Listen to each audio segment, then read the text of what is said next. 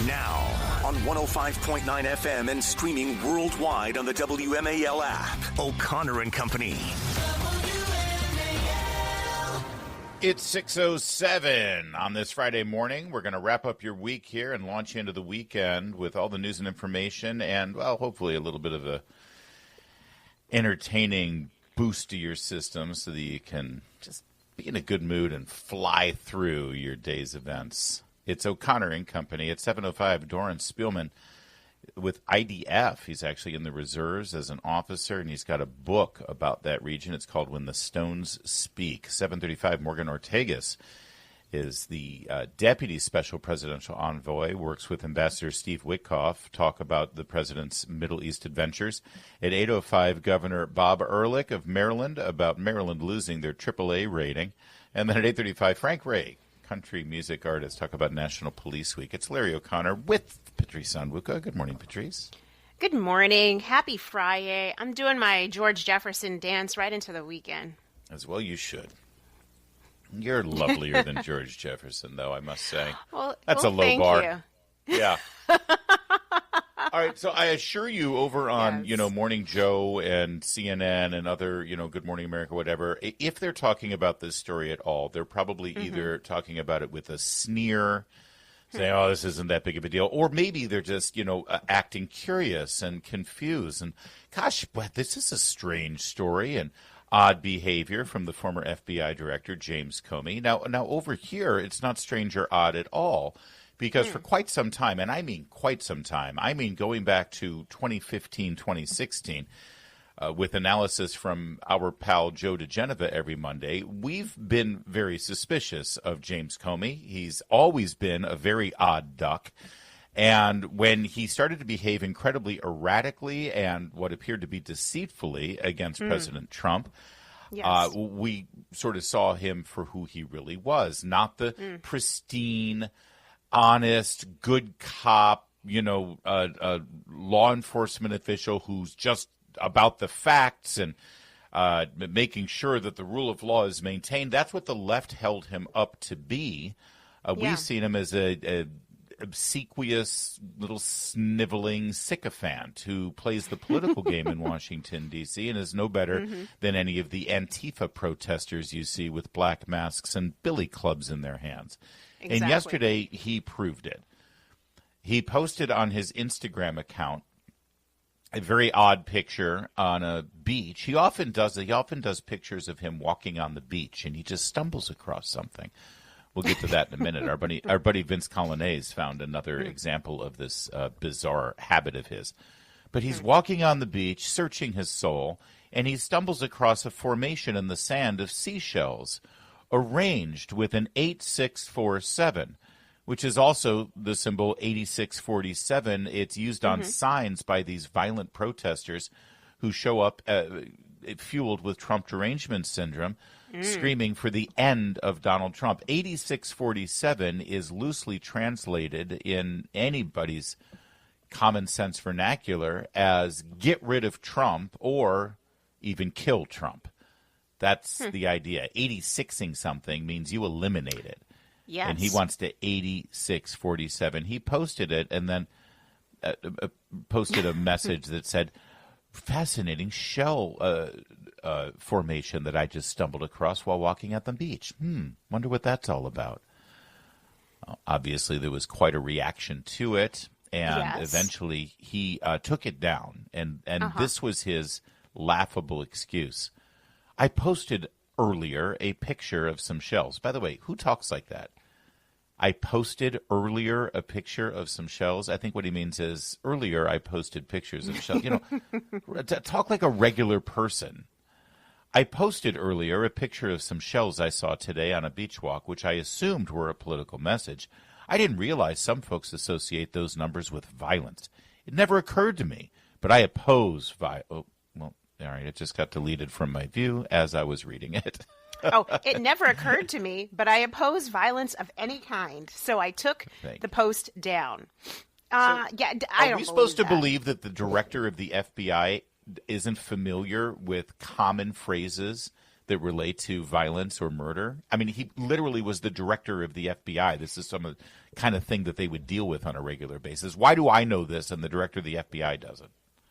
Well, listen, Larry, why do you even post a picture of a bunch of shells arranged to say "I love you"? I mean that's it. It seems ridiculous on its face that he even posted it, other than because he was sending a message. And then now he claims, "Oh, I don't know what it meant. I didn't mean. I oppose violence of any kind," which is usually a catchphrase when people who have been promoting and inciting violence, they say, "Oh no, I don't believe in inciting violence of any kind." They never specify what violence that they're specifically responding to, and usually it is a threat against someone like President Trump. So all of this is just him being caught red-handed, and now he's realizing he doesn't have anybody to cover his whatever you want to call it. Well, he does. He's got the mainstream media and the legacy media, which I'm sure is going into overdrive this morning on all of the morning shows, if they're covering it at all. To try to cover his vast behind, as you say, there's much more to this story, and we'll lay it out for you. But I just want you to know, I recognize, and I'm not saying he was clearly calling for the assassination of the president. No, I don't think James Comey wanted this message to end in violence against President Trump. Okay, that said, common sense is no longer the standard with regard to things like this. Let's just imagine how James Comey, when he was FBI director, treated those who he opposed politically who would use language that he didn't approve of. Same with his successor, Christopher Wray. Same with everybody in the media. Same with every Democrat elected official. I'm sorry, but the bar has been moved to such a degree, and the new standard is so outrageous that he must be treated the way we would be treated. I'm sorry. I'm still living in a world where Donald Trump, while in the middle of a debate, said, "Stand by and stand down" to the Proud Boys, and that was interpreted as a call for violence. Yes. Okay? Yes.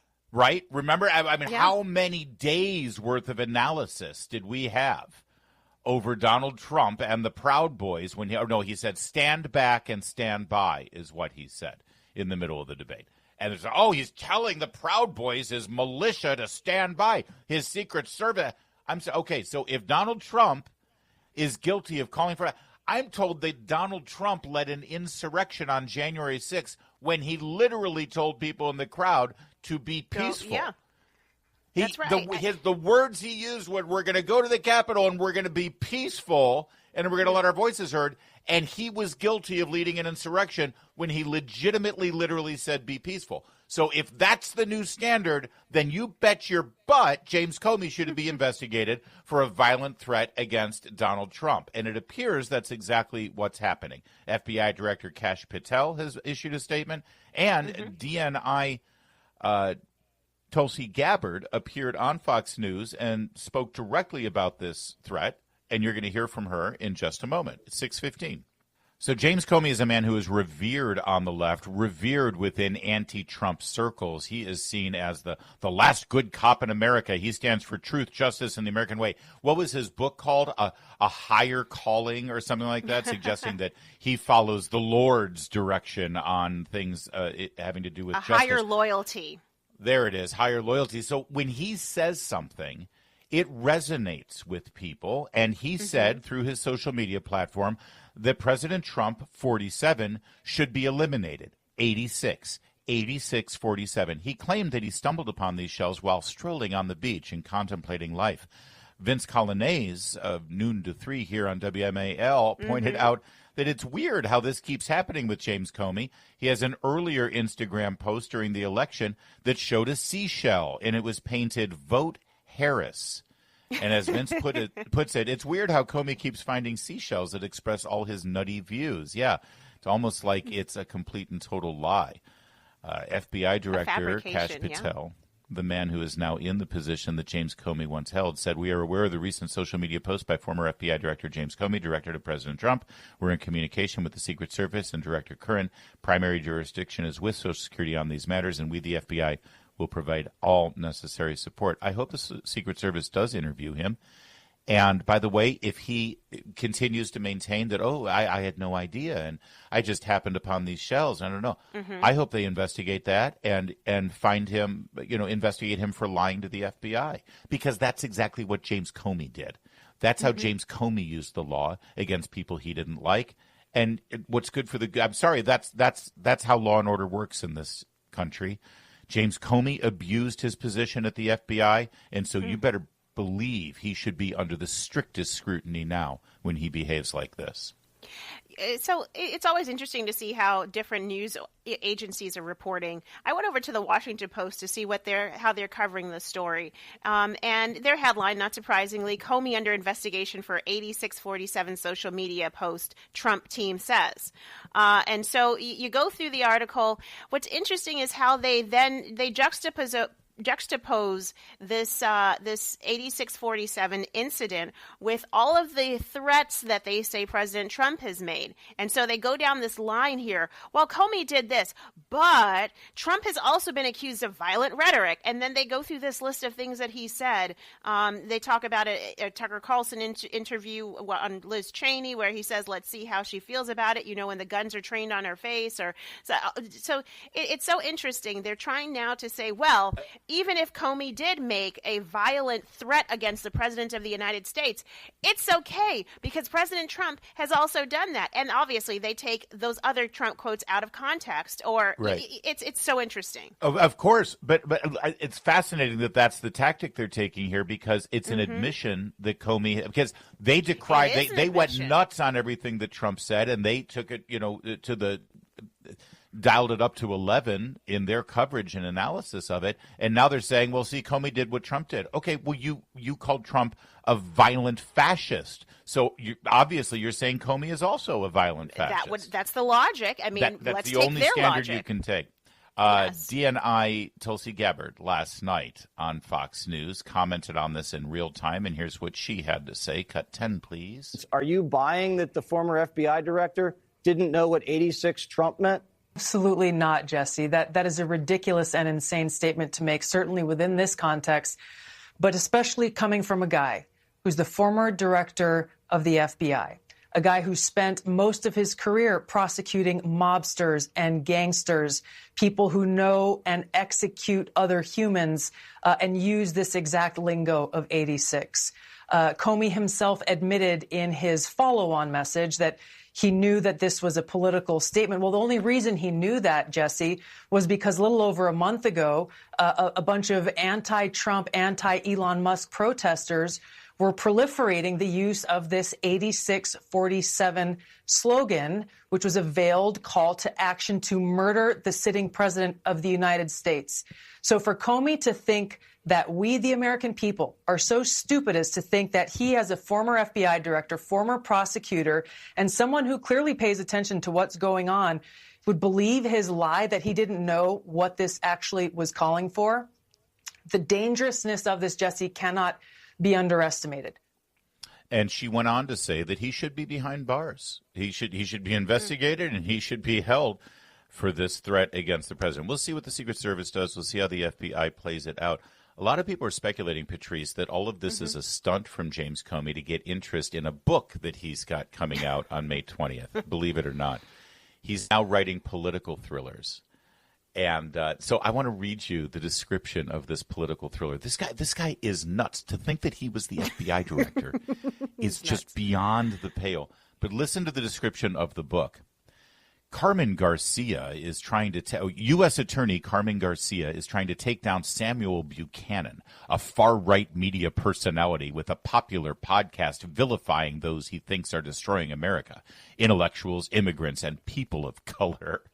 Garcia believes Buchanan went far beyond the protection of the First Amendment when he singled out his enemies by name and suggested something should be done about them.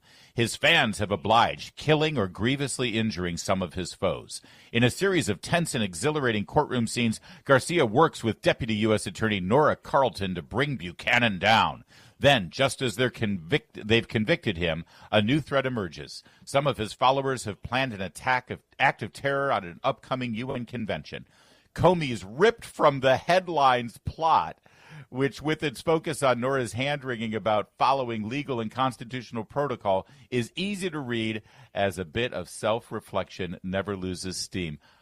First of all, that sounds awful, but to call that ripped from the headlines, because that's the sort of thing that happens, that people are inspired by right-wing podcasters to go out and murder people. That's ripped from the What headlines? These people are insane, Patrice. He wishes that were the case. And that's the sad thing. And listen, this isn't just this whole 8647 isn't in a vacuum. President Trump survived 2 assassination attempts last year. Thank you. Yes. 2 assassination attempts. He nearly died had he not turned his head. So, you know, in calmer times, had those assassination attempts not had happened, it still would have been what Comey did yesterday, still would have been, ridiculous and inappropriate and should be investigated. But within the context of 2 assassination attempts, it literally reads like, oh, this is going to be the plot for my next book, because somebody actually will try and kill President Trump for a 3rd time. He is a hero of the lesson. Absolute hero. He is a saint, just like so Anthony is Kilmar, Fauci was. Obrega, Garcia. That's right. They're all in the same cabral. Fascinating to see how this develops today. I wonder what Dan Bongino thinks of these developments. I'd love for him to be on the case on behalf of the FBI. On a day like this, we do miss his show. It's 6:24. All right, coming up, we told you that Wes Moore is playing the blame game on Maryland's AAA rating loss. Well, we'll have more on that. Plus, President Trump wraps up his trip to the Middle East with a lot of cash in his pockets. Stay with us. It's O'Connor and Company at 6:30. WMAL-FM, Woodbridge, Washington, a Cumulus media station. Making sense of the news. News Talk 105.9. WMAL. News now. Now on 105.9 FM and streaming worldwide on the WMAL app. O'Connor and Company. 6:37. Good morning. It's the 16th day of May. It's Friday, and we are raring to go. At 7:05, we'll speak with Doron Spilman. He's a major in the Israeli Defense Forces about his book, When the Stones Speak. We'll talk about Trump's Middle East trip. In fact, we will also pick up that topic at 7:35 with Morgan Ortagus, who works in the White House with Steve Witkoff. Also at 8:05, former Maryland Governor Bob Ehrlich on Maryland losing their AAA rating under the guidance of Wes Moore. And then at 8:35, Frank Ray, country music artist, talk about the wrap-up of National Police Week here in Washington. It's Larry O'Connor with Patrice Onwuka. Morning, Patrice. Happy Friday, Larry, and every listener out there. Thank you. We appreciate that. And, as we talk about the wrap-up of Police Week, I got to say it was beautiful. The White House was bathed in blue light last night to honor cops, and it just looked fantastic. I like my White House white, but when they do something special like that, just for the one-off or the one night, it's very cool. Mm-hmm. Wes Moore, as we just mentioned, the governor of Maryland, now has a very dubious distinction as he tries to position himself as a potential candidate for president. He's going to have to explain to voters in the Democrat primaries, if they care about it, the fact that under his guidance, Maryland has lost its AAA bond rating from Moody's. Now, this is a rating the state had for more than 50 years, and it was always seen as a sign of strong fiscal stewardship, even with the unbelievable taxing and spending that Democrat governors has guided the state through. It's always been assumed that, largesse from the federal government, being right here in the nation's capital's backyard, would always sort of sustain the out-of-control spending and taxing habits of Democrats. But it's finally caught up with the Democrats in Annapolis, as Wes Moore has now overseen an absolute fiscal disaster. He inherited a surplus from Larry Hogan. Larry Hogan, by the way, who was no deficit and budget hawk. He spent quite a bit as well, but he cut taxes. He attracted businesses. He had to shepherd the state through the pandemic, and he was still able to maintain the state's AAA bond rating. Wes Moore's been in there for less than 3 years, and it's a disaster, Patrice. It's an embarrassment. So, excuse me. So this downgrade means that Maryland can no longer sell bonds at the lowest interest rates, which means that you could see an increase in borrowing costs. Excuse me, for the state. Sorry, folks. It's an example of. It's interesting. Folks will say, oh, well, President Trump, he just got into office and all the changes, the layoffs have hit the Maryland region. But are they going to do that? Are they going to blame Trump for this? Well, that is exactly what Wes Moore is saying. Excuse me. He's calling it a Trump downgrade. So he's hanging all of this on the 2 months, if so long, that federal workers, some have even decided to resign early, taken the buyouts, or have been cut. Right? No, Moody's is not basing it on just the past 2 months. They're basing it on more than that, and so it is disingenuous for Wes Moore, who's been traveling around the world, by the way, in Japan and other countries for his pre-presidential run tour. Now he's saying, oh, it's not my fault, although I've been in office for how many years now? It's actually the fault of the new guy who frankly doesn't direct everything that goes on in the state. You're right. That's exactly what he said. Today's announcement from Moody's is just the latest externality. He uses the word externality of the Trump administration. The federal administration's decisions have wreaked havoc on our state. Thousands of federal workers losing their jobs, and actual and proposed cuts to everything from healthcare and education will continue to exact a toll. All right. So as you just said, that's BS, and that's not what Moody's took into account. That said, let's take him at his word for a moment, which we shouldn't because he's lying. But let's take him at his word. You're the governor, sir. You just oversaw the legislative session. You just approved this budget. Did you not know that Donald Trump was president? While this legislative session has been going on from January 1st through April 1st, all of the things that you're complaining about were being enacted. So even if it's true what you're saying, why didn't you do something to respond as governor of Maryland instead of just going on as though Joe Biden was going to continue to cut checks to bail out your butt?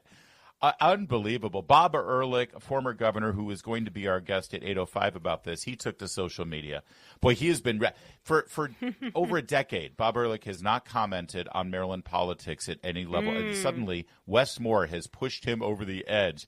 He says Annapolis Democrats own the bond rating downgrade. They were warned about Maryland's fiscal realities during the Biden era and did nothing but continue to hire, spend, tax, and overregulate. Now taxpayers will be forced to pay the price. Today's bond rate downgrade comes as no surprise. Wall Street warned them. Economists warned them. Businesses warned them. But Maryland Democrats did what they always do: overtax, overspend, and overregulate. And as usual, working families will pay the price. That's 100% right. And again, they had all the warnings. From economists to Wall Street businesses to bankers, everybody warned them. And Wes Moore knew Donald Trump. I mean, he's blaming Donald Trump's policies. But I'm sorry, if the policies are coming and you do nothing to protect your state's fiscal condition, knowing that those conditions are coming, it's like a governor of Florida not doing anything to protect from a hurricane. Again, I'm rejecting his premise. But even if you buy his premise, he's admitting that he did nothing to fix the problem for his state. He's admitting his own incompetence. Exactly. So I actually went to the Moody's website and read through their downgrade, why they downgraded Maryland versus, let's say, D.C. So D.C. also had their ratings downgraded as well to the same level. Moody's said that D.C.'s actually did have a lot to do with the reduction in federal workforce. It did not say that for Maryland. Moody's talks about the rationale being around tax revenue, and the mismanagement of taxes here and the budget here. So, this idea that Wes Moore is just going to hang it on the hat of President Trump, he's wrong. It just takes a couple of clicks on that wonderful machine called Google to actually figure out, okay, why is it that D.C. was downgraded and Maryland was downgraded? Why? And it's not for the same reasons. And you're leaving one part out here. Virginia did not get downgraded. Virginia is just a mile on the other side of the Potomac. They have a lot of people, citizens who work for the federal government too. They're dealing with the same conditions that Wes Moore decries, that he blames on the downgrade of his state's AAA bond rating. Governor Youngkin And the Republicans in Virginia, they've been able to shepherd Virginia through. They have a surplus right now, and they're cutting taxes for the people of Virginia.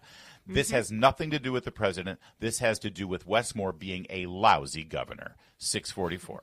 Patrice Onwuka, I'm having a keyboard malfunction here. I spilled coffee on my keyboard. Oh, no. That's the worst. It's horrible. I know. Yikes. So President Trump is on his way back from the Middle East. Yes. Honestly, fascinating to me. Fascinating at the same time, not fascinating at all, because this is how the media works. It's not getting much attention elsewhere. I don't know. Have you noticed this? That it's like you'd think it was kind of a big deal that Donald Trump was in the Middle East and meeting with all of these foreign dignitaries and working out a new way of doing business in that region for the United States of America. And even if they don't like his policies, you'd think they'd report on it, but they're really not covering it much. And he's actually gotten quite a bit done. Well, it's not just what he's gotten done. It's what he's bringing back in his pockets for the American people. I think I teased it saying he's coming back with lots of cash in his pockets. I didn't mean for him. I meant for the American economy. Yeah, you got to be specific. Emolument clause. I know, right? I think yesterday we saw a $1.4 trillion investment announcement from one of the Arab countries. I think at the end of the day, when you tally up what President Trump has been able to bring back in terms of investments, we're talking about dozens of air jet liners that Boeing is going to be making, investments in fighter jets. Thank you. I mean, there's so many different investments that are being made in U.S. companies, bringing cash and revenue to the United States, that it is remarkable we don't see more coverage of it. But it's not surprising, because President Biden, I can't remember him bringing anything back from any of his foreign overseas trips. Bump. Can you? I believe he got a fist bump when he arrived in Saudi Arabia. That was it, a fist bump. And then they laughed at him because he fell asleep in meetings. Here's the bottom line here. This entire trip, in terms of imagery, in terms of projecting presidential strength and American power in a region where it's important to project power, this was an A+. Absolutely stunning visuals, stunning appearance of the United States re-engaging in this region for commerce, for free trade, for prosperity, for everyone involved. That's all great. And for the most part, the messaging was strong, too. The biggest area of concern is that he's making noise, President Trump is, as though he can make a deal with Iran over their nuclear arsenal, over their attempts to get a nuclear arsenal. He's talking about how, listen, you guys should stop blowing each other up and just, focus on peace and prosperity, and we'll all make money and we'll be prosperous. And it's like, that makes sense to a lot of those Arab countries. But the Iranians, they don't care about that. No. They care about killing people. They want to kill Americans and kill Jews. I know that President Trump knows that. My only guess is that he's making these overtures just so he can show the world. I tried. I wanted to. I held out my hand. I attempted to make a deal. And now things are going to get real with Iran. That's my only concern. But I absolutely successful trip beyond that. And listen, to analyze all of those things coming up in our next hour. 7:05, Doron Spielman. He's a member of the IDF, and he's got a new book out. And then Morgan Ortega's working at the White House. It's 6:53.